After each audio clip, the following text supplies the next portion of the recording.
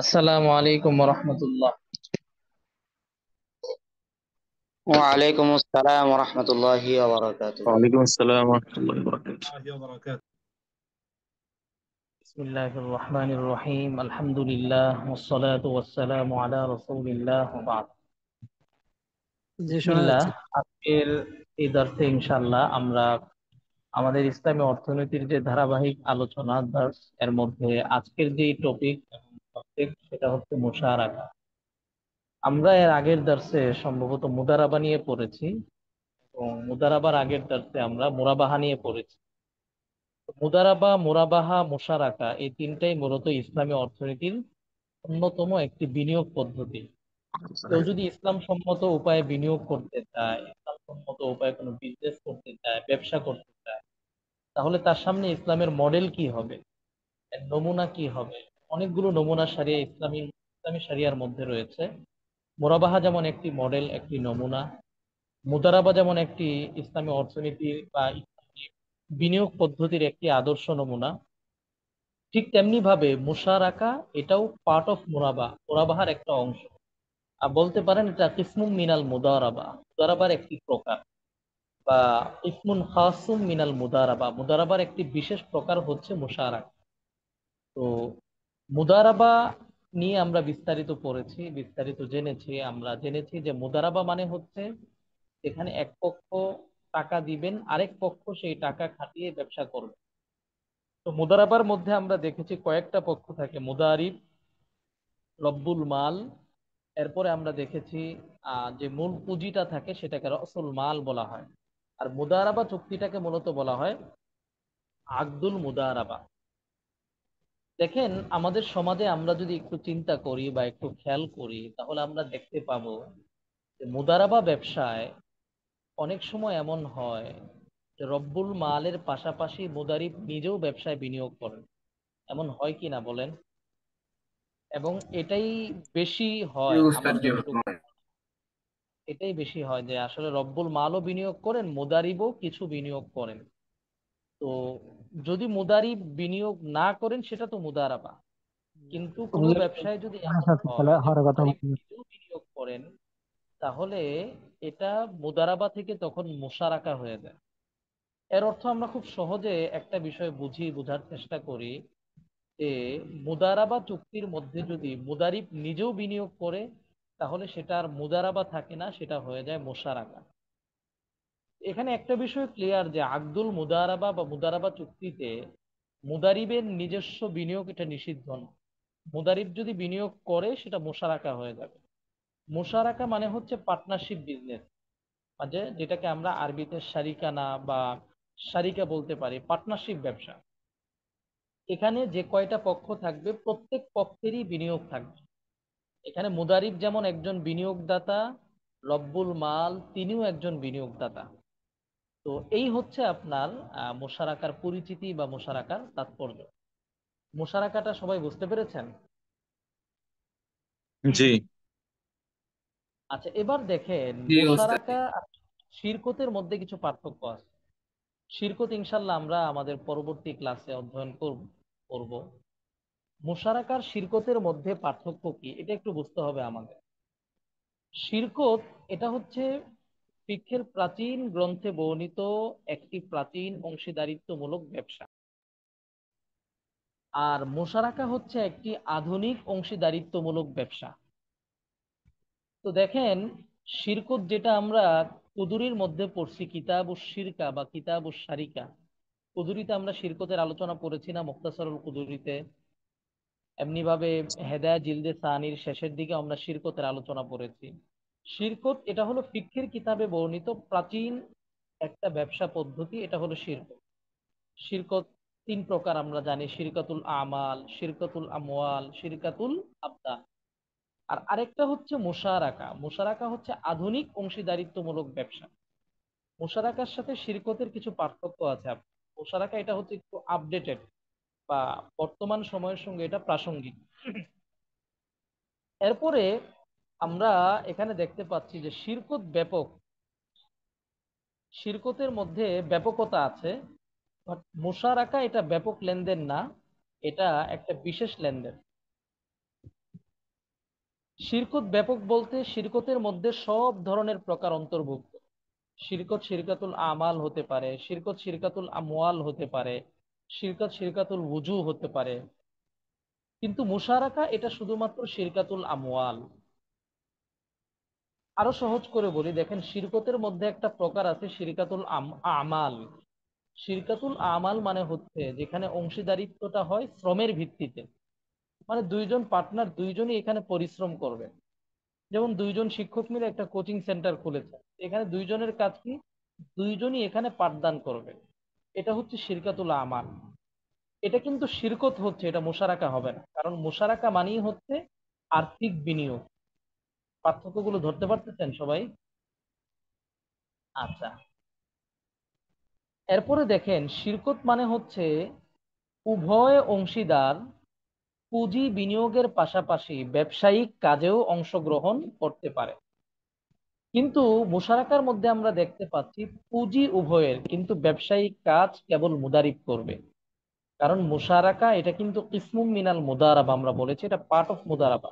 মুদারাবার একটা অংশ, মুদারাবার একটা পার্ট। এখানে মূল কাজটা করবে মুদারিব, যদিও তার একটা বিনিয়োগ আছে সমস্যা নেই, কিন্তু মূল কাজ করবে মুদারিব। কিন্তু শিরকতের মধ্যে প্রত্যেক পার্টনার কাজ করতে পারেন, শ্রম দিতে পারেন, কোনো নিষেধাজ্ঞা নেই। এরপরে দেখেন শিরকতের মধ্যে মুদারাবা চুক্তি আছে, কিন্তু মুশারাকার মধ্যে শিরকতের মধ্যে মুদারাবা চুক্তি নাই। শিরকত এটা মুদারাবা না, কিন্তু মুশারাকা এখানে মুদারাবা চুক্তি আছে, এটা মুদারাবার অন্তর্ভুক্ত। তো খুব সহজে যদি আমরা বলি মুশারাকা হচ্ছে একটা আর্থিক বিনিয়োগ, কিন্তু শিরকত এটা শুধুমাত্র আর্থিক বিনিয়োগ না, এখানে শ্রমভিত্তিক বিনিয়োগ হতে পারে। এটা নানান ক্রাইটেরিয়া, নানান ধরন পদ্ধতি হতে পারে, যেটা আমরা শিরকতের আলোচনায় দেখবো ইনশাল্লাহ। কিন্তু মুশারাকা তেমন নয়, মুশারাকা এটা মুদারাবারই একটি বিশেষ প্রকার। এটা মুদারাবাই বলতে পারেন, বাট মুদারাবার মধ্যে মুদারিবের নিজস্ব বিনিয়োগ থাকে না, আর মুশারাকার মধ্যে মুদারিবের নিজস্ব বিনিয়োগ থাকে। বুঝতে পারছেন সবাই? জি ওস্তাদ। এখানে কার কোনো প্রশ্ন আছে বলেন, একদম ভেঙ্গে ভেঙ্গে বুঝবেন, কোনো প্রশ্ন থাকলে তৎক্ষণাৎ জিজ্ঞেস করবেন। মানে হুজুর আমরা এক কথাই বুঝতে পারি এই শেরকত হইছে আম, আর এই মোশারাকা হইছে খাস, এরকম এরকম নাকি? আপনি চমৎকার বলেছেন, এটা আম খাস মুতলাকের সম্পর্ক। শিরকতটা আম, মুশারাকা হচ্ছে খাস। জি। মানে এটা আমাদের মানতিকি বা ফালসাফার দৃষ্টিকোণ থেকে যদি চিন্তা করি সহজ বোঝাটা, একটা হচ্ছে মুশারাকাটা হচ্ছে একটু বিশেষ, আর শিরকত হচ্ছে ব্যাপক। জি। আর আরেক দিক থেকে যেটা বললাম, মুশারাকা এটা আধুনিক ব্যবসার সাথে সম্পৃক্ত, আর শিরকত প্রাচীন ফিকহে বর্ণিত একটা অংশীদারিত্বমূলক ব্যবসার ধারণ। তবে শিরকতের মধ্যেও নানান আধুনিক ধরন আছে, প্রকার আছে, যেটা ইনশাল্লাহ শিরকতের আলোচনা আমরা দেখতে পাবো। এবার আসেন আরেকটা গুরুত্বপূর্ণ বিষয়, সেটা হচ্ছে সুদ আর মুশারাকা দুইটা কি এক নাকি ভিন্ন? দেখেন সুদ কি জিনিস, আমরা অনেক সময় সুদের বিষয়টা বুঝতে পারি না। সুদ, এতেও সম্পদ বৃদ্ধি পায়, ব্যবসা এতেও সম্পদ বৃদ্ধি পায়। ব্যবসা আর সুদের মধ্যে সম্পদ বৃদ্ধি পাওয়ার দিক থেকে কোনো পার্থক্য নেই। বুঝতে পারছেন? জি ওস্তাদ। তো দুইটা একদিক থেকে তো মিল আপনার, যে সুদের মাধ্যমেও বৃদ্ধি পায়, ব্যবসার মাধ্যমেও বৃদ্ধি পায়, কিন্তু আল্লাহ রব্বুল আলামিন কোরআনে কি বলেছেন? আউযু বিল্লাহি মিনাশ শাইতানির রাজীম, আহাল্লাল্লাহুল বাইআ ওয়া হাররামাল রিবা। আল্লাহ একটাকে হালাল বলেছেন, আরেকটাকে হারাম বলেছেন। কেন? এটা একটু দেখেন এখানে। দেখেন সুদ ভিত্তিক ফাইন্যান্সে ঋণের উপর অতিরিক্ত টাকার পরিমাণ পূর্বেই ধার্য করা হয়। ঋণ গ্রহীতার লাভ হোক বা লোকসান হোক সেদিকে ভ্রুক্ষেপ করা হয় না। কেউ যখন সুদে বিনিয়োগ করে, এর অর্থ হলো কেউ যখন কাউকে সুদে কোনো লোন দেয়, সুদে লোন দেওয়াটাই একটা বিনিয়োগ। তখন এই লোনের উপর কত পার্সেন্ট লাভ নিবে এটা আগেই নির্ধারণ করে নেয় সে। যে 1 লাখ টাকা লোন দিছে, তো 10,000 টাকা লাভ দিতে হবে বা 30,000 টাকা লাভ দিতে হবে। আজকালকার এনজিও গুলো সাধারণত লাখে আপনার 30% লাভ নিয়ে থাকে। 1 লাখ টাকা যদি আপনার কেউ সুদে বিনিয়োগ করে, সে এখানে 30% লাভ নেয়, 30,000 টাকা। এখন মনে করেন যে 1 লাখ টাকা যে সুদে লোন দেওয়া হয়েছে, এটা দেওয়া হয়েছে একজন আহ গরুর খামারিকে গরু কেনার জন্য। ঘটনাক্রমে সে গরু কিনলো, কেনার পরে গরুটা মারা গেল বা তার লাভ হইল না, কিন্তু তাকে কিন্তু 1 লাখ টাকায় 30,000 টাকা অবশ্যই অতিরিক্ত দিতে হবে। এখানে কোনো মাফ আছে? নাই। কিন্তু দেখেন মুশারাকা মানে কি, মুশারাকায় পরিশোধযোগ্য অর্থের পরিমাণ পূর্বে ধার্য করা হয় না, বরং প্রকৃত মুনাফার পর তা সুনির্দিষ্টভাবে ধার্য করা হয়। দেখেন একজন খামারিকে যদি সুদ ভিত্তিক লোন দেওয়া হয় তাহলে কি হবে, আর যদি মুশারাকা দেওয়া হয় তাহলে কি হবে। যদি সুদ ভিত্তিক লোন দেওয়া হয় তাহলে বিষয় স্পষ্ট, এখানে তার থেকে 1 লাখে 30,000 টাকা নেওয়া হবে, এখানে তার এই গরুতে লাভ হোক অথবা না হোক। কিন্তু এই ব্যবসার ধরনটাকে যদি আমরা মুশারাকায় নিয়ে আসি, মুশারাকায় গরু কিভাবে নেবেন বা মুশারাকায় বিনিয়োগ কিভাবে করবেন, অনেক ধরন হতে পারে। একটা ধরন এরকম হলো যে আপনাদের পার্টনারশিপ ব্যবসা, দুইজন মিলে 50-50 দিলেন, দিয়ে একটা গরু কিনলেন। কেনার পরে এটা যে কোনো একজন লালন পালন করলো মুদারিব হিসাবে, যে কোনো একজন এটা দেখাশোনা করলো, দেখাশোনা করার পরে সে এটা বিক্রি করলো, বিক্রির পর লাভ হলো। দেখেন বিনিয়োগটা যদি মুশারাকায় হয়, আপনি যদি কোনো গরুর খামারে মুশারাকায় 1 লাখ টাকা বিনিয়োগ করেন, তাহলে এখানে চুক্তিটা কিভাবে হবে? চুক্তিটা হবে যে যখন এই গরুগুলো বিক্রি হবে, বিক্রির পরে যা লাভ হবে ওই লাভের 30% আপনি পাবেন। তাহলে সুদ আর মুশারাকা দুইটাকে এক হইল? জি না। একটা বিষয় খেয়াল করেন, সুদ 30,000 টাকাই থাকবে, কিন্তু মুশারাকায় যদি লাভ বেশি হয় তাহলে লাভের 30%, যদি লাভ হয় আপনার 1 লাখ তাহলে 30,000 টাকা পাবেন আপনি। লাভ যদি হয় 2 লাখ তাহলে কত পাবেন? 60,000 টাকা না? 60,000 টাকা, জি। এই মানে মুশারাকায় এটা কমবে বাড়বে, ইয়াজিদু ওয়া ইয়ানকুসু, কিন্তু সুদে এটা কখনোই আপনার আহ কমবেও না বাড়বেও না, যেটা ধার্য করা হবে ফিক্সড সেটাই থাকবে। লাভের এরপরে হারটা দেখেন তো, হারটা মানে আগে থেকে নির্দিষ্ট করা যাবে, তাই তো? লাভের হার নির্ধারিত থাকবে, টাকার অঙ্ক নির্ধারিত না। জি। টাকার অঙ্ক নির্ধারিত হলে এটা সুদ হয়ে যাবে। বুঝতে পারছেন? আচ্ছা, সুদী কারবারে বিনিয়োগকারী কোনো অবস্থাতেই লোকসানের দায়িত্ব বহন করে না, এটা কোনো অবস্থাতেই নেবে না। কোনো এনজিও বাংলাদেশে, গ্রামীণ ব্যাংক বলেন, আকাশ বাতাস যত এনজিও আছে বাংলাদেশে, কেউ লোকসানের দায় নেবে না। বাট আপনি যদি মুশারাকায় বিনিয়োগ করেন, এখানে লোকসান হতে পারে এবং লোকসানের দায়ও নেওয়া হবে। এমনও হতে পারে গরু মারা গেছে বা একটা ব্যবসায় লস হয়েছে, তাহলে লসটা প্রত্যেক পার্টনারকে বেয়ার করতে হবে, বহন করতে হবে। এটাই হলো আপনার ব্যবসা, ব্যবসায় লাভ লস থাকবে। আমরা অনেক সময় ব্যবসায় ঝুঁকি মনে করি, ভয় পাই। দেখেন ব্যবসা যে আল্লাহ হালাল করেছেন এই ঝুঁকির কারণে, ব্যবসায় যে রিস্ক আছে রিস্কের কারণেই ব্যবসাকে হালাল করা হয়েছে। আর সুদে যে কোনো রিস্ক নাই, এজন্য এটা অর্থনীতির জন্য অভিশাপ, এজন্য এটাকে হারাম ঘোষণা করা হয়েছে। এখন দেখা যাচ্ছে অনেক এনজিও, তারা আপনি না চাইতেও তাদের কাছ থেকে লোন পেয়ে যাবেন, সহজ শর্তে লোন পাবেন। কিন্তু লোন পাওয়ার পর সেটা যদি আপনি যথাযথ কাজে কোনো কারণে ব্যবহার না করেন, বা আপনি যেই কাজের জন্য লোন নিয়েছিলেন সেই কাজে যদি আপনি লাভবান না হন, ক্ষতিগ্রস্ত হন, আপনাকে কিন্তু ওই লোন এবং সুদ দুইটাই দিতে হচ্ছে।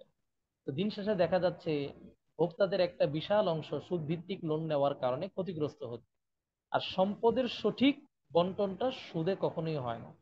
কেন হয় না? দেখেন মোশারাকায় আমরা যেমন বললাম লাভটা বাড়তেও পারে 30%, এটা কখনো 30,000 হতে পারে, কখনো 60,000, কখনো 50,000 হতে পারে। তো সুদে 30%, এটা তো অঙ্কে নির্ধারণ করা থাকবে 30,000, এটা কখনোই আপনার 60,000 50,000 হবে না। তার মানে বোঝা গেল সুদে সম্পদের সঠিক বন্টন হয় না। এটাই পরে বলা হচ্ছে, দেখেন সুদে ডিস্ট্রিবিউশন অফ ওয়েলথ হয় না, অর্থাৎ সম্পদের যে সুষম বন্টন এটা হয় না। মুশারাকায় ডিস্ট্রিবিউশন অফ ওয়েলথ এটা হয়ে থাকে। আর সর্বশেষ কথা যেটা, সেটা হলো সুদ শরীয়ত সম্মত নয়, কিন্তু মুশারাকা এটা শরিয়া সম্মত। বুঝতে পারছেন সবাই? জি। জি জি। ওস্তাদ, জি জি বিষয়গুলো ধরতে পারেন? ভালো লাগে না বিরক্ত লাগে সেটা জি বলেন। ভাই, ওস্তাদ জি জি, ভালো লাগে অনেক। আলহামদুলিল্লাহ, ভালো। আচ্ছা, জি আলহামদুলিল্লাহ। জি হুজুর, ওই মুশারাকায় মুনাফা বন্টনের বন্টনের নীতিমালা দেখেন, এটা একটু গুরুত্বপূর্ণ। জি হুজুর, একটা মুশারাকা কথা ব্যবসা, বলতাম। হ্যাঁ বলেন। জি হুজুর, মুশারাকার মধ্যে তো যে বিক্রি করতেছে সে তো লাভ কমায় বলার চেষ্টা করবো। না, বর্তমানে আপনার আহ, লেনদেন সব কিছু আপনার কাগজ কলমে হয় না, ভাউচার থাকে আপনার, কম্পিউটার হয়, কম্পিউটারে রিসিট মানি থাকে, মানে সব কিছু ডকুমেন্টস তো থাকে। এরপরেও যদি কেউ এখানে ফলস বা খেয়ানত করে, সেটার গুনাহ তার হবে।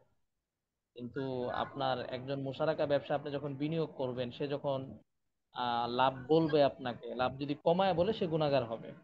আর দুই নম্বর বিষয়টা হলো, মৌখিক কথাটা এখানে ধর্তব্যই না, শরীয়তে এখানে তাকে সব ডকুমেন্টস দেখাইতে হবে। যে 6 মাসে যদি লাভ বন্টন হয়, 6 মাস পরে 6 মাসে কি ব্যবসা হয়েছে, ব্যবসার কাগজপত্র কি, কোথায় কোথায় বিক্রি হয়েছে, টোটাল বিষয়গুলো পার্টনারদেরকে দেখাইতে হবে। কথা বুঝতে পারছেন? জি এটাকে একদম আপনার মুহাসাবা বলে, অডিট। অডিটিংটা আপনার অনেক গুরুত্বপূর্ণ এখানে। যে সকল দোকানে আপনার আপনারা দেখছেন কম্পিউটারের, মানে কম্পিউটারের মাধ্যমে রিসিট দেওয়া হয়, দেখেন না এখন সব জায়গায়, স্বপ্ন বা বড় বড় সুপার শপে আপনার কম্পিউটারের মাধ্যমে রিসিট দেওয়া হয় না? ওখানে আপনার দিনে কত কেনা বেচা হইলো, কতটুকু হইলো, কয় টাকা বেচলো, সব বিষয়গুলো কম্পিউটারে ডেটা থাকে। আচ্ছা, মুশারাকায় দেখেন, মুশারাকায় মুনাফার হার শুরুতে মূল চুক্তিতে নির্ধারণ করে নিতে হবে। সুনির্দিষ্ট অঙ্কে মুনাফা নির্ধারণ করা যাবে না, এটা আমরা সকলেই জানি, এটা আমরা মুদারাবাও দেখেছি। মুশারাকায় মুনাফা বন্টনের নীতিমালা, এটা গুরুত্বপূর্ণ, খেয়াল করেন। মুনাফার ভাগ হবে মোট তিনটি। দুটি ভাগ পাবে মুদারিব বা ব্যবসায়ী, আর একটি হলো মুদারিব হিসাবে পাবে, অপরটি হলো পুঁজিত অংশীদার হিসাবে, আর তৃতীয় ভাগ পাবে রব্বুল মাল। দেখেন, মুশারাকা ব্যবসায় যদি লাভ হয়, এই লভ্যাংশটা মোট 3 ভাগে ভাগ করা হবে। 3 ভাগে ভাগ কেন? কারণ এখানে আপনার প্রথমত দুইটা পক্ষ, একজন হচ্ছেন মুদারিব, আরেকজন হচ্ছে রব্বুল মাল। আবার মুদারিবের এখানে আরেকটা ভূমিকা আছে, সেটা হলো রব্বুল মাল। এর মানে হলো মুদারিব, তিনি মিন ওয়াজহিন মুদারিব, আবার মিন ওয়াজহিন রব্বুল মাল। মানে মুদারিবের এখানে দুইটা চেহারা, একটা রব্বুল মাল, একটা মুদারিব। তো মুদারিব হিসাবে তো তিনি ব্যবসায় শ্রম দিচ্ছেন, কাজ করছেন, তিনি তো মুদারিব হিসাবে তার যে মুদারাবা চুক্তি অনুযায়ী লভ্যাংশ পাওয়ার কথা সেটা পাবেন। যেমন মুদারাবা চুক্তি অনুযায়ী যদি তার লভ্যাংশ পাওয়ার কথা থাকে 20%, তিনি সেটা পাবেন। বাকি যে 60%, এটার মধ্যে আবার তিনি 30% পাবেন, এবং তার অপর পার্টনার 30% পাবেন। তাহলে এখানে যিনি মুদারিব, তিনি টোটাল কয় পার্সেন্ট পাচ্ছেন? মানে মুদারিব, সহজে বোঝেন, মুদারিব 20% এবং লভ্যাংশ থেকে আরো 30%, মোট 50% সে পেয়ে যাবে এখানে। আর বাকি 50% অপর পার্টনার পাবে, বা অপর পার্টনারের সঙ্গে যেভাবে চুক্তি সেভাবে পাবে। অর্থাৎ মুদারিব এখানে লভ্যাংশ থেকে দুইটা হার পাবে, দুইটা পার্সেন্টেজ তার জন্য নির্ধারণ করা হবে। তিনটা আচ্ছা, অংশ কি হুজুর সমানভাবে বিভক্ত হবে? না, এটা চুক্তি অনুযায়ী, গুরুত্বপূর্ণ প্রশ্ন করেছেন, এটা চুক্তি অনুযায়ী, বুঝতে পেরেছেন? এটা সমানভাবে হওয়াটা জরুরি না যে তিনজন শতকরা হারে সমান সমান পাবে, বা তিনটা অংশ সমান সমান হবে, এটা কখনোই জরুরি না, বরং এটা চুক্তি অনুযায়ী প্রযোজ্য হবে। এরপরে দেখেন, মুশারাকায় মুনাফা বন্টনের নীতিমালা। মুদারিবের জন্য মুদারিব হিসাবে মুনাফার যে অংশ নির্ধারণ করা হবে, তাতে উভয়ে স্বাধীন, যে কোনো হারে মুনাফা নির্ধারণ করা যাবে। মুদারিবের মুনাফার হার রব্বুল মালের মুনাফার হারের চেয়ে কমও হতে পারে, এটা কোনো সমস্যা নেই। এমন হতে পারে যে রব্বুল মাল 30% পাচ্ছেন, মুদারিব পাচ্ছেন 20%, কোনো সমস্যা নেই। তবে মুনাফার যে অংশটি পার্টনার বা শরিক হিসাবে নির্ধারণ করা হবে, তাতে পূর্ব উল্লেখিত শিরকতের মুনাফা বন্টনের সকল নীতি প্রযোজ্য হবে। এখানে দেখেন, এখানে একটা মূলনীতি আছে, সেটা হলো, একটা পার্টনারশিপ ব্যবসা পার্টনার দুই ধরনের হয়, একটাকে বলা হয় অ্যাক্টিভ পার্টনার, আর একটাকে বলা হয় স্লিপিং পার্টনার। অ্যাক্টিভ পার্টনার মানে কি? অ্যাক্টিভ পার্টনার মানে হচ্ছে যেই পার্টনার শ্রম দেন। মনে করেন আমরা এখানে 10 জন মিলে একটা ব্যবসা করলাম। 10 জন মিলে যে ব্যবসা করলাম, 10 জনের মধ্যে 2 জন শ্রম দেন, বাকি 8 জন শ্রম দেন না। তো যে 2 জন শ্রম দেন, সে 2 জন হচ্ছে অ্যাক্টিভ পার্টনার। যে যে 8জন শ্রম দেন না সে 8জন হচ্ছেন স্লিপিং পার্টনার। বুঝতে পারছেন? জি। জি ওস্তাদ জি। শব্দটা খেয়াল করছেন, অ্যাক্টিভ পার্টনার, আরেকটা কি বললাম? Sleeping sleeping sleeping. Partner. Sleeping এটা পার্টনার। হচ্ছে আধুনিক পরিভাষা, খেয়াল রাখবেন। স্লিপিং পার্টনার মানে হচ্ছে ঘুমন্ত পার্টনার আর কি, যে যে কাজ করে না। আর অ্যাক্টিভ পার্টনার মানে যে কর্মঠ, যে কাজ করে। তো পার্টনার যে স্লিপিং এবং যে অ্যাক্টিভ, দুইজন দুই ধরনের পার্টনারের মুনাফার হার কি একই হওয়া উচিত নাকি ভিন্ন ভিন্ন হওয়া উচিত বলেন তো? ভিন্ন ভিন্ন। স্বাধীন। ভিন্ন ভিন্ন হওয়া উচিত। এখানে শরীয়তের একটা নীতিমালা আছে। সেই নীতিমালা হলো যে একজন অ্যাক্টিভ পার্টনার তার মুনাফার হার যে কোনো হতে পারে, সমস্যা নেই। তার মুনাফার হার 30% হতে পারে, 50% হতে পারে, 90% হতে পারে, কোনো সমস্যা নেই। সে কত বিনিয়োগ করলো এটা মুখ্য না, কিন্তু সে যদি অ্যাক্টিভ পার্টনার হয় তাহলে তার মুনাফার হার যে কোনো হারে উল্লেখ করা যাবে যদি সে কাজ করে, মানে পার্টনার আবার সে শ্রমও দেয়। কিন্তু যেই পার্টনার স্লিপিং পার্টনার, খেয়াল করবেন, যেই পার্টনার স্লিপিং অর্থাৎ যে এখানে কোনো কাজ করে না, তার মুনাফার হার তার বিনিয়োগকৃত মূলধনের হারের চাইতে বেশি হতে পারবে। অর্থাৎ সে বিনিয়োগ করছে, যেই পরিমাণ বিনিয়োগ সে করছে সেটার হার হচ্ছে মনে করেন 5%। পুরো ব্যবসায় তার বিনিয়োগের হার হচ্ছে 5%, কিন্তু সে লভ্যাংশ নিতেছে 10%। এটা জায়েজ নেই। মূলনীতিটা ধরতে পারছেন সবাই? জি, মানে বিনিয়োগের হার থেকে কম হইতে হবে। কম হইতে হবে, হ্যাঁ, মাশাআল্লাহ। অর্থাৎ যিনি স্লিপিং পার্টনার হবেন, যিনি কোনো কাজ করবেন না, ব্যবসায় এমনি বিনিয়োগ করে রাখছেন, এটা তো হয় আমাদের সমাজে অহরহ, সবাই তো কাজ করে না, সে এমনি ব্যবসায় বিনিয়োগ করছে, 1 লক্ষ টাকা দিছে, 2 লক্ষ টাকা দিছে। এখন দেখতে হবে তার বিনিয়োগকৃত মূলধনটা পুরো ব্যবসার মূলধনের হার হিসাবে কত হার, বা এটার পার্সেন্টেজ কত। দেখা গেল পুরো ব্যবসায় তার মূলধন বা যেই বিনিয়োগটা সে করেছে, পার্সেন্টেজ আকারে এটাকে আমরা যদি উল্লেখ করি হবে 5%। অর্থাৎ এই ব্যবসায় তার 5% বিনিয়োগ আছে। এখন তারকে যে লভ্যাংশ দেওয়া হবে এটা 5%-এর মধ্যেই হতে হবে, এর চেয়ে বেশি হতে পারবে না। এর চেয়ে বেশি হলে সেটা জায়েজ হবে না। এখানে দেখেন, পুঁজিদাতা তথা রব্বুল মালও যদি ব্যবসায়িক কাজেও অংশগ্রহণ করতে একমত হয় তবে তার মুনাফার হারও যে কোনো হারে হতে পারে, কারণ তখন সে আর স্লিপিং পার্টনার নয়। এই আবার একটু বুঝতে পারছেন? তাহলে এখন দেখেন, রব্বুল মাল যদি কাজে অংশগ্রহণ করে তখন সে কি active partner, sleeping partner? Active partner. একটি। Active partner. রব্বুল মাল যদি কাজে অংশগ্রহণ করে ফেলে তখন ওই রব্বুল মালের জন্য যে কোনো হারে মুনাফা নির্ধারণ করা যাবে, কোনো সমস্যা নেই, কারণ তখন সে আর স্লিপিং পার্টনার নয়। এরপরে দেখেন 6 নাম্বার, প্রত্যেক অংশীদারের মুনাফা বন্টনের হার প্রকৃত মুনাফার ভিত্তিতে নির্ধারিত হবে, তার বিনিয়োগকৃত পুঁজির ভিত্তিতে মুনাফার হার নির্ধারণ করা যাবে না। এই বিষয়টা খেয়াল করেন, এটা আমাদের সমাজে ভুল। অনেক সময় দেখা যায় আপনি ব্যবসায় বিনিয়োগ করলেন, তো আপনাকে বলছে কি যে লাখে 20% পাবা। অর্থাৎ 1 লাখ বিনিয়োগ করলে 1 লাখের 20% কত? 20,000 টাকা। লাখে 20,000 টাকা লাভ পাবা। এইভাবে যদি কেউ বলে যে লাখে 20% মুনাফা পাবা, তো তুমি যা বিনিয়োগ করছো সেটার 20%, অর্থাৎ 20,000 টাকা লাভ পাবা, বা 20%, 20,000 টাকা একই কথা। এই পদ্ধতিটা সঠিক না, কারণ এটা সুদী পদ্ধতি। পদ্ধতি কোনটা? যে যা লাভ হবে সেটার 20% পাবা। জি কথাটা ধরতে পারছেন? জি জি জি।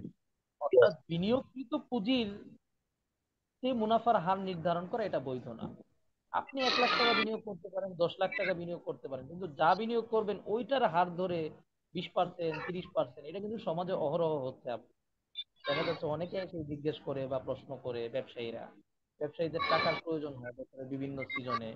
মুদি দোকানদার, কাপড়ের দোকানদার, দেখা যায় রমজানের আগে আপনার তার 10 লাখ টাকা দরকার, 20 লাখ টাকা দরকার, দোকানে মাল উঠাবে। তখন তারা এইভাবে অনেকের কাছ থেকে বিনিয়োগ নেয়, বন্ধু বান্ধব আপনার কাছেও চাইতে পারে। সাধারণত সমাজে 90% ব্যবসায়ী না বোঝার কারণে যেটা বলে, বলে যে ঠিক আছে 1 লাখ টাকা দাও, লাখে 20% পাবা। তো এই যে 1 লাখ টাকা দাও, লাখে 20% পাবা, এটা সম্পূর্ণ সুদ ভিত্তিক হচ্ছে। এর মানে হলো আপনি তাকে 1 লাখ টাকা লোন দিচ্ছেন, আর ওই লোনের উপর আপনি 20% সুদ নিচ্ছেন। কথাটা সঠিক কিভাবে এবং সঠিক লেনদেনটা কিভাবে হবে সেটা হচ্ছে, যা লাভ হবে সেই লাভের কত পার্সেন্ট আমাকে দিবেন সেটা বলেন। তখন বললো যে ঠিক আছে, যা লাভ হবে সেই লাভ থেকে 30% দিব আপনার। তো সেই 30% কেমন হতে পারে আনুমানিক, সেটার একটা ধারণা আপনাকে সে দিতে পারে, বাট যা লাভ হবে সেই লাভের কত পার্সেন্ট সেটা আপনাকে উল্লেখ করতে হবে। তো অনেক সময় দেখা যায় যদিও লভ্যাংশ টাকার অঙ্কে নির্ধারণ করা এটা জায়েজ নাই, কিন্তু অনেক সময় এমন হয় যে আমরা বোঝার জন্য জিজ্ঞেস করি যে ভাই লাভের 30% দিবেন, আপনি তো এই ব্যবসা সবসময় করেন, তো 30% আসলে কেমন টাকা হয় আনুমানিক। তখন আবার ব্যবসায়ীর একটা ধারণা দেয় যে এই ধরো যে তোমার লাখে 10,000 করে পড়বে, 5,000 করে পড়বে, এটা আবার সমস্যা নেই। এটা হলো ধারণা দেওয়ার জন্য বলে আর কি। বাট মৌলিকভাবে এটা কোনো সমস্যা না। এরপরে দেখেন মুশারাকায় লোকসান বন্টনের নীতিমালা। মুশারাকা সহ সকল শিরকত চুক্তির ব্যাপারে ইসলামী ফিকহে স্বীকৃত মূলনীতি হলো লোকসান সর্বদা প্রত্যেক শরিকদার বা পার্টনার তার বিনিয়োগকৃত পুঁজি অনুপাতে বহন করবে, এরকম বিষয় না। দেখেন, লাভ কিন্তু পুঁজি অনুযায়ী নির্ধারণ করা যাবে না, কিন্তু লস যদি হয় সেটা প্রত্যেকে তার পুঁজি অনুযায়ী বহন করবে। কথা বুঝতে পারছেন? জি। লসের ক্ষেত্রে আবার দেখা হবে যে কে কত টাকা বিনিয়োগ করছে। এখন মনে করেন যে এখানে 5 লাখ টাকার বিনিয়োগ আছে, 5 লাখ টাকার বিনিয়োগের মধ্যে একজন দিছে 2 লাখ, আরেকজন দিছে 3 লাখ। 2-3, সম্পর্কটা হচ্ছে 2-3, একজন 2 লাখ দিছে আরেকজন 3 লাখ দিছে। আর 5 লাখ টাকার মধ্যে মনে করেন আপনার 3 লাখ টাকা লস হইল। 3 লাখ টাকার মধ্যে 2 লাখ টাকা বহন করবে কে?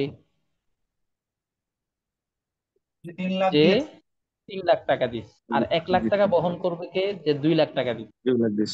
এখন যদি 3 লাখ টাকা লস হওয়ার পরে সিদ্ধান্ত এরকম হয় যে দুইজনই 1.5 লাখ টাকার লস বহন করবে, এটা জায়েজ হবে? না। কেন জি জায়েজ না। হবে না? কারণ এটা হাদিসের মধ্যেই আসছে যে লোকসানটা সর্বদা, লোকসানের হিসাবটা হয় পুঁজি অনুযায়ী। যে যত পুঁজি দিবে সেই পুঁজির আনুপাতিক হারে সে লোকসান বহন করবে। মোশারাকায় কোনো এক পক্ষ যদি লোকসান বহন না করার শর্ত করে অথবা নির্ধারিত সীমিত পরিমাণ লোকসান বহনের শর্ত আরোপ করে, তা বৈধ হবে না। এটা স্পষ্ট। কোনো এক পক্ষ যদি বলে ভাই আমি লাভ নিব না, বা আমি কিন্তু লাভ বেশি নিব না, এই পরিমাণ নিব, এটা জায়েজ।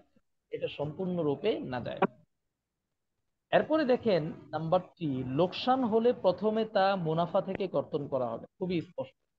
যদি লোকসান হয় প্রথমে মুনাফা থেকে, তাতেও লোকসান শেষ না হলে তখন প্রত্যেক শরিক তাদের পুঁজি অনুপাতে তা বহন করবে। বুঝতে পারছেন? জি। আচ্ছা, এটা কি আলোচনা হয়েছিল না? লোকসান প্রথমে কিভাবে মুনাফা থেকে, পরে জি, কিভাবে গত লোকসান থেকে, গত মোতারাবে দরসে আলোচনা করেছি হয়েছে। না? জি ওস্তাদ, জি গত সপ্তাহ হয়েছিল এটা। আচ্ছা হুজুর, লাভ হলে কি অনুপাতে নেবে লাভের হারটা? ধরুন আমি এবং আমার বন্ধু 2 লাখ এবং 3 লাখ দিয়ে ব্যবসা শুরু করলাম, দুজনেই একটি পার্টনার, হুম। দুজনই কামাই, আমি 2 লাখ অন্যজন 3 লাখ। ধরুন 50,000 টাকা লাভ হয়েছে। তো আমরা তো এমনি অঙ্কের হিসাবে অন্যরকম, মানে মূলধন অনুপাত করে নিই, তারপরে সেই 50,000 টাকা ভাগ করি। কিন্তু ইসলামিক মতে এটা কিভাবে ভাগ হবে? ইসলামিক নিয়ম হচ্ছে আপনারা যখন 2 লাখ 3 লাখ দিয়ে ব্যবসা শুরু করেছেন তখনই আপনারা একটা সিদ্ধান্ত নিয়ে নিবেন যে এই যে আমরা 5 লাখ টাকা জমা করলাম, এই 5 লাখ টাকার উপর যাই লাভ হোক, 10 টাকা হোক, 20 টাকা হোক, 20,000 হোক, 50,000 হোক, এটা আমরা নিজেদের মধ্যে কিভাবে বন্টন করব। মানে মূলধনটা না, মানে যা লাভ হবে সেটা কিভাবে বন্টন করব। তখন যদি এরকম হয় যে ঠিক আছে দুইজনে যেহেতু অ্যাক্টিভ পার্টনার, একজন তো 3 লাখ দিছে আরেকজন 2 লাখ দিছে, তো জি। আমরা একটা দেখছি যে অ্যাক্টিভ পার্টনারের ক্ষেত্রে যে কোনো হারে মুনাফা নির্ধারণ করা যায়। তেমন হলো যে দুইজন 50-50, সমস্যা নেই। আবার যদি এরকম হয় যে ঠিক আছে একজন যেহেতু 3 লাখ দিছে তার জন্য 60%, আর যে এখানে আপনার 2 লাখ দিছে তার জন্য 40%, তাহলেও ঠিক আছে। বুঝতে পারছেন? তখন 50,000 টাকার জি, মনে করেন মানে 30,000 ধরুন, টাকা পাবে একজন আর 20,000 টাকা পাবে আরেকজন, মানে এইভাবে আর কি। ওভাবে নেওয়া যাবে তাই তো? ওটা হ্যাঁ, চলবে নেওয়া তাই তো যাবে, হুজুর? সমস্যা। আচ্ছা হ্যাঁ, আচ্ছা। চলবে, কোনো সমস্যা নেই। এখানে দেখেন আধুনিক অর্থনীতিতে মুশারাকার গুরুত্ব। বর্তমান আধুনিক অর্থনীতিতে গভর্নমেন্ট পর্যায়ে বলেন, সরকারি পর্যায়ে বলেন, বেসরকারি পর্যায়ে বলেন, অনেক বড় বড় প্রজেক্ট ফাইন্যান্সিং এটা মুশারাকার মাধ্যমে বাস্তবায়ন করা সম্ভব, এবং এটা হচ্ছেও, আপনার বাস্তবায়ন হচ্ছেও। এখানে আমরা কিছু নমুনা এখানে উল্লেখ করেছি। যেমন দেখেন, বড় বড় প্রজেক্টের জন্য ফাইন্যান্সিং দরকার হয়, মানে অর্থায়ন বা বিনিয়োগ দরকার হয়। যেমন সরকার পদ্মা সেতু করেছে আপনার শেখ হাসিনার সরকার, এখন তো ওই সরকার নাই। এখন মনে করেন নতুন আরেক সরকার আসলো, এরা নতুন সরকার সিদ্ধান্ত নিয়েছে যে আরিচা ঘাট দিয়ে আরেকটা সেতু করবে। এদিক দিয়ে একটা সেতু হওয়ার কথা, আপনার সেতু করবে। একটা সেতু করার জন্য মিনিমাম 8,000 10,000 কোটি টাকা দরকার। এটা তো একটা বিশাল প্রজেক্ট। এই প্রজেক্টের জন্য সরকার সাধারণত কি করে? আপনারা জানেন সরকার কি করে? এই ধরনের প্রজেক্টের টাকা কিভাবে সরকার গ্রহণ করে?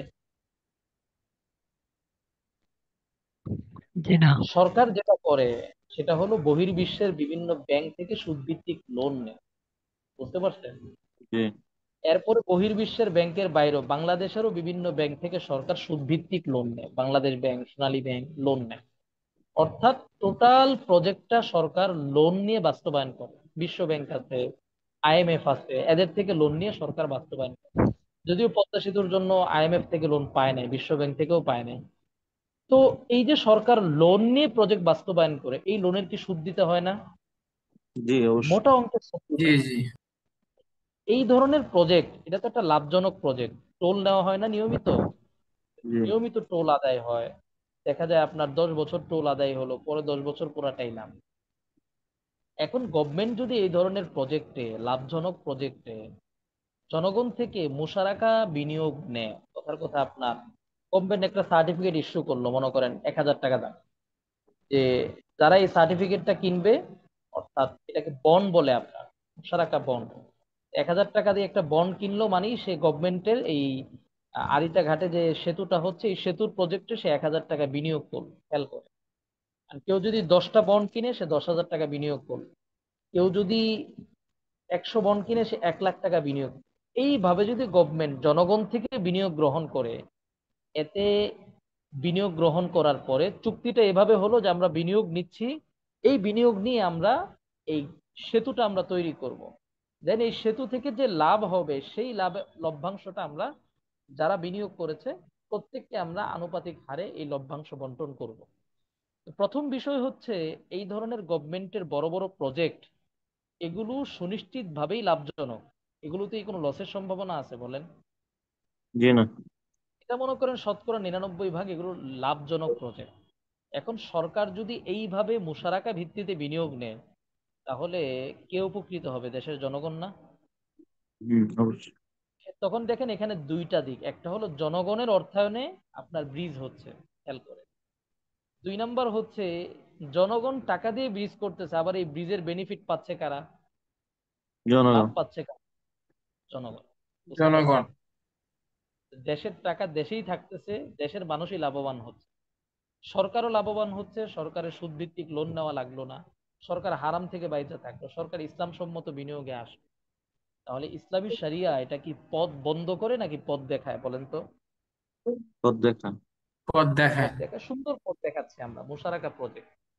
এই যে শরিয়ার এত চমৎকার বিনিয়োগ পদ্ধতি, এগুলো যদি আমরা আমাদের গভর্নমেন্ট লেভেলে বাস্তবায়ন করতে পারি, তাহলে দেখা যাবে এই যে প্রজেক্ট ফাইন্যান্স, যেটা গভর্নমেন্ট লেভেলের অনেক বড় বড় প্রজেক্ট, সরকারি পর্যায়ের অনেক বড় বড় প্রজেক্ট হালাল বিনিয়োগের মাধ্যমে বাস্তবায়ন করা সম্ভব।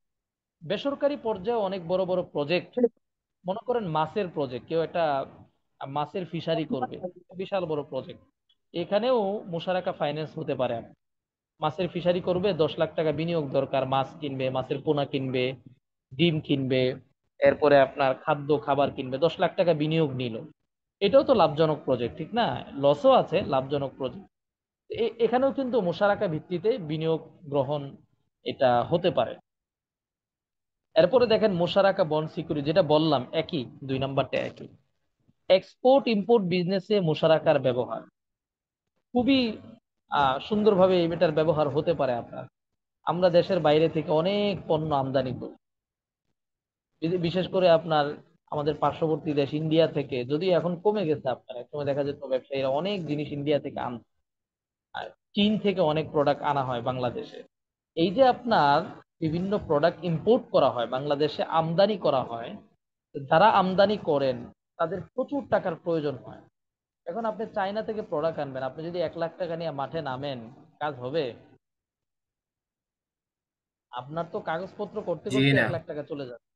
এই ধরনের বড় বড় প্রজেক্টে কাজ করার জন্য আপনাকে 1 কোটি টাকা, 2 কোটি টাকা, 50 লাখ টাকা, 20 লাখ টাকা এরকম বড় অঙ্কের টাকা নিয়ে মাঠে নামতে হবে। আর আপনি যখন টাকার অঙ্ক বড় করতে যাবেন তখনই আপনাকে পার্টনারশিপে যেতে হবে। ইম্পোর্ট বা এক্সপোর্টের ক্ষেত্রেও যেমন আপনি চামড়া শিল্প নিয়ে কাজ শুরু করলেন, এক্সপোর্ট করবেন, রপ্তানি করবেন, এখানেও আপনার টাকার দরকার। চামড়া প্রক্রিয়াজাত করা, চাবাগাত করা, এটার জন্য শ্রমিক, অনেক অর্থায়ন দরকার। আপনি মুশারাকার ভিত্তিতে সেই বিনিয়োগ নিতে পারবেন। এক্সপোর্ট ইম্পোর্ট বিজনেস এখানে মূলত টাকার খেলা, বড় বড় টাকার দরকার হয়। এখানে খুব আরামে মুশারাকার মাধ্যমে এই ধরনের বড় বড় ব্যবসা হ্যান্ডেল করা সম্ভব। আমরা এই পদ্ধতিগুলো দেখাচ্ছি। ওয়ার্কিং ক্যাপিটাল, ওয়ার্কিং ক্যাপিটাল আমরা এটা বলতে যেটা বোঝানো হয় আপনার, সেটা হচ্ছে আপনার অনেক সময় সরকারের লিকুইড মানি দরকার হয় আর টাকার দরকার হয় গভর্নমেন্টের। দেখা যায় গভর্নমেন্ট কোনো একটা কাজে হাত দিবে বা যে কোনো কারণে গভর্নমেন্টের টাকার প্রয়োজন হয়, তখন গভর্নমেন্ট কি করে, জনগণ থেকে সে বন্ডের মাধ্যমে সুদ ভিত্তিক বিনিয়োগ গ্রহণ করে। অর্থাৎ জনগণকে বলে যে তোমরা লোন দাও, জনগণ ব্যাংকের সাহায্যে লোন দেয়।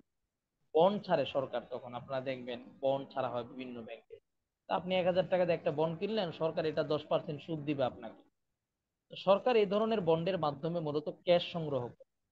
এই ধরনের যেই সরকার মাঝে মধ্যে লিকুইড বা তারল্য সংকটে পড়ে, টাকার সংকটে পড়ে, কেন পড়ে? সরকার বিভিন্ন কাজের জন্য। ওই কাজগুলোর ক্ষেত্রে সরকার চাইলে মুশারাকা ভিত্তিতে বিনিয়োগ নিতে পারে।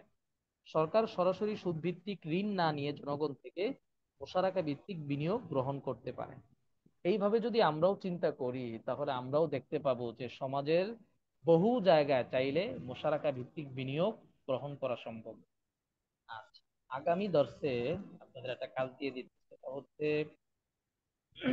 আপনারা প্রত্যেকেই চেষ্টা করবেন যে আধুনিক মুশারাকা, অর্থাৎ আপনার মতো করে একটা ব্যবসায়িক আইডিয়া পেশ করার জন্য, যে ব্যবসাটা মুশারাকার মাধ্যমে হতে পারে এবং লাভজনক হতে পারে এবং এখানে চাইলে মুশারাকার ভিত্তিতে বিনিয়োগ গ্রহণ করা যেতে পারে। কিভাবে হবে, কিভাবে করা হতে পারে, এই আইডিয়াটা আপনি পেশ করবেন। শুধু শরিয়া সম্মত ভাবে এই ব্যবসায় কিভাবে মুশারাকার বিনিয়োগটা গ্রহণ করা যেতে পারে তা আপনি আপনার মতো করে বলবেন। ঠিক আছে? ঠিক আছে ইনশাল্লাহ। এটা প্রত্যেকেই চিন্তা করবেন এবং নোট রাখবেন, আগামী দর্শে আমি জিজ্ঞেস করবো। আপনাদেরকে বলছিলাম ব্যাংকে যাওয়ার জন্য, মুদ্রানীতি ইত্যাদি বিষয় বোঝার জন্য, গিয়েছিলেন কেউ? পশ্চিমবঙ্গের এক ভাই আছেন না, জি জি। কি যেন নাম ভাইয়ের, ভুলে যাই। পশ্চিমবঙ্গ থেকে 3 জন আছি আমরা। আমি মুর্শিদাবাদ থেকে শামসুল হুদা।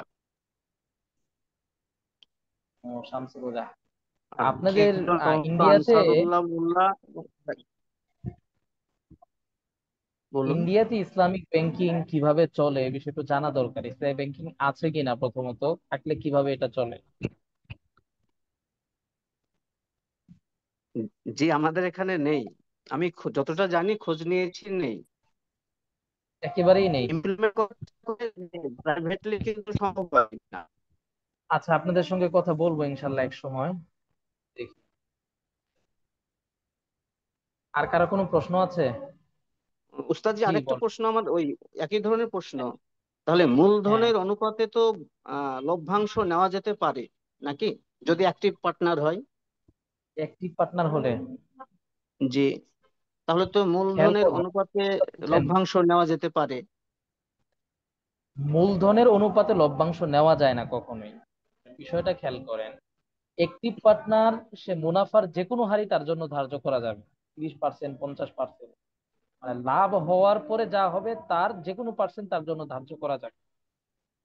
কিন্তু যদি স্লিপিং পার্টনার হয়, স্লিপিং পার্টনারের ক্ষেত্রে আমরা বলছি যে তার লভ্যাংশটা বা লাভের যে অংশটা তার জন্য নির্ধারণ করা হবে, এটা যেন তার মূলধনের অনুপাতের বেশি না হয়। জি জি। এইভাবে মনে রাখেন কথাটা। সব ক্ষেত্রেই নিয়ম এটাই যে লভ্যাংশ নির্ধারণ করা, যে লাভ হওয়ার পরে যা হবে সেটার পার্সেন্টেজ। শুধুমাত্র স্লিপিং পার্টনারের ক্ষেত্রে বলতেছি যে তার জন্য তার লভ্যাংশটা যেন তার মূলধনের অনুপাতের বেশি না হয়, এতটুকু। ঠিক আছে, শুক্রিয়া সবাইকে। আসসালামু আলাইকুম ওয়া রাহমাতুল্লাহ। ওয়ালাইকুম وعليكم আসসালাম السلام ورحمة রহমতুল্লাহি ওয়া الله বারাকাতুহু। ওয়ালাইকুম আসসালাম وبركاته রহমতুল্লাহি ওয়া বারাকাতুহু। ওয়ালাইকুম আসসালাম ওয়া রাহমাতুল্লাহি ওয়া বারাকাতুহু।